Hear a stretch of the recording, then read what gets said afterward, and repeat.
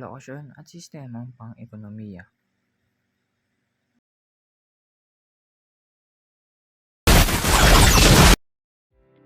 Alokasyon. Ano ba ang alokasyon?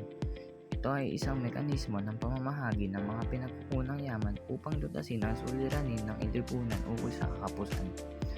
Ito ay tumutungo sa paglalaan ng tutang dami ng pinagkukunang yaman ayon sa pangangailangan at kagustuhan ng tao. Sistema pang-ekonomiya. Ano ba ito? Ang sistema pang-ekonomiya naman ay isang pamamaraan na kinasangkutan ng produksyon, pamamahagi at paggamit ng mga produkto o serbisyo sa pagitan ng mga entidad sa loob ng isang partikular na lipunan. Ito ang kaparaanan ng ginagamit ng lipunan upang gumawa at mamahagi ng mga produkto at serbisyo. Mayroon na mga apat na uling sistemang pang-ekonomiya. Ito ang traditional economy, market economy, command economy, at mixed economy. Ang traditional economy ay isang uling sistema na kung saan mas binibigyan pansin ng mga nakaugaliang gawin o tradisyon ng isang bansa. Mas nakapokus sila sa kanilang panandaliang pangangailangan at wala masyadong nakaangat sa mga kagamitan, tulad ng pagbarter o yung palitan ng gamit sa may katulad na halaga. Madalas makikita ang gawain ito sa Asia o Afrika noong panahon.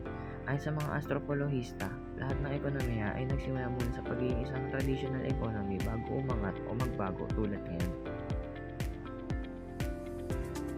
Ito naman ang mga bansang may traditional economy.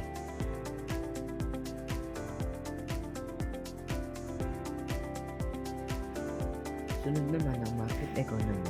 Ang market economy ay isang uri ng ekonomiya kung saan ang law ng supply at demand ang nagiging batayan sa paggawa ng mga desisyong pang-ekonomiya, kagaya ng paggawa ng mga produkto at pagbigay ng serbisyo, ang investment, paglalagay ng presyo sa mga paninda, at ang paglalako nito sa mga tao. Ito naman ang mga bansang may market economy.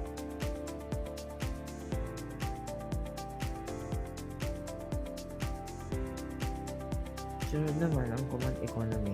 Sa command economy, ang ekonomiya ay nasa ilalim ng komprehensibong kontrol at regulasyon ng pamahalaan. Ang pagkontrol ay lungsod sa isang plano na uukol sa pagsusulong ng ekonomiya na pinangangasiwaan mismo ng sentralisadong ahensya, Central Planning Agencies. Ito naman ang bansang may mga command economy.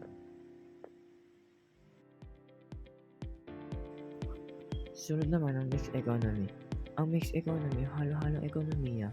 Ito ang sistemang ekonomiya na kung saan pinaghahalong sistema ng market at command economy. Sa sistemang ito ay nahahayan ng malayang pagkilos ng pamilihan, ngunit maaari pa rin makialam ang pamahalaan sa presyo at kaligtasan ng mga mamimili. At ito naman ang mga bansang may mixed economy. Isa na rin dito ang ating bansa na ang Pilipinas. Sunod naman ang mga hamon sa alokasyon. Ang alokasyon ay isang mahirap na proseso dahil mayroong maraming mga kadahilanan na dapat isaalang-alang. Ang mga ito ay kinabibilangan ng kakulangan ng mga mapagkukunan. Mayroong limitadong mapagkukunan sa mundo, kaya kailangan natin magpasya kung paano gagamitin ang mga ito ng matalino. Sunod ang mga pangangailangan ng tao. Ang mga tao ay may iba't ibang mga pangangailangan. Kaya kailangan natin magpasya kung paano matutugunan ang mga pangangailangan na ito. Sunod naman ang mga layunin ng mga lipunan. Ang mga lipunan ay may iba't ibang mga layunin, tulad ng paglago ng ekonomiya, pagbawas ng kahirapan, at pagprotekta sa kapali. At sa huli, ayun lang po. Sana meron kayong mga natutunan. Thank you and stay bugs.